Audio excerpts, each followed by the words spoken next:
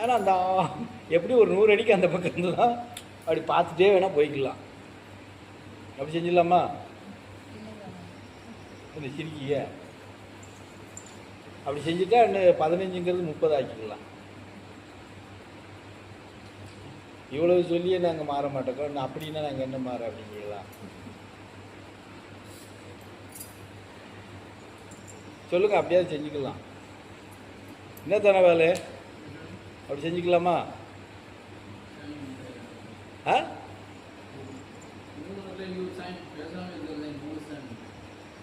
எங்க இவரா? நம்ம சுருளியா? சுப்பிரமணிய சாமியா? அவரு உதயமானதுல இருந்து அப்படிதான் இருக்காரு. இன்னைக்கா இருக்காரு?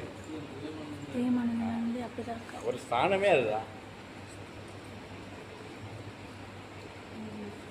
அவர் பேசாம இருக்கிறனால அவர்கிட்ட போய் நீங்க என்ன வாங்க முடியுது? இருக்காரு இருக்காரு. ஏன் அவரே அதுக்குள்ள போக சொல்றீங்க?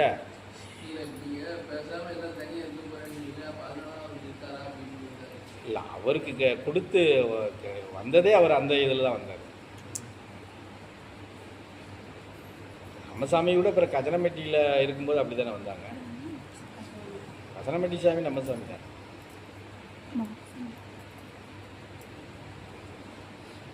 கசனமெட்டியை முடிச்சு தான் கேரளா ஓமனூருக்கு போனது.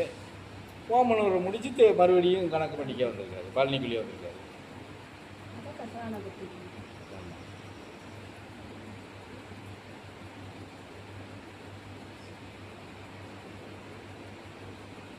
இன்னும் ஒருத்தர் ஒன்றும் சொல்ல மாட்டேங்கிய. அதில் கூட உங்களுக்கு சந்தோஷமாக சொல்ல முடியலையே. ஆன்ம பலத்தை பெருக்கிறதுக்கு அது இல்லை சாமி. 15 வருஷங்கிறது 30 வருஷமா ஆக்குங்க சாமினாலும் யாராலையாவது சொல்ல முடிச்சுதா? நாய்களா யாருமே வாயை திறக்கல.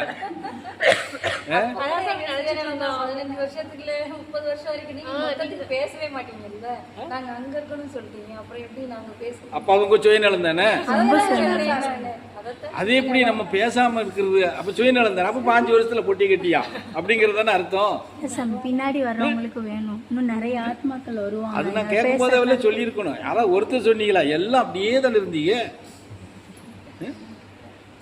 அப்போ உங்க சுயநலம் எப்படிலாம் இருக்கு பத்தீங்களா? ஆராய்ச்சியில் இருந்தேன் சார்.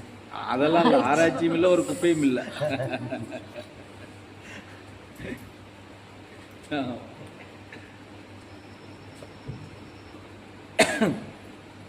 என்னாச்சுமா?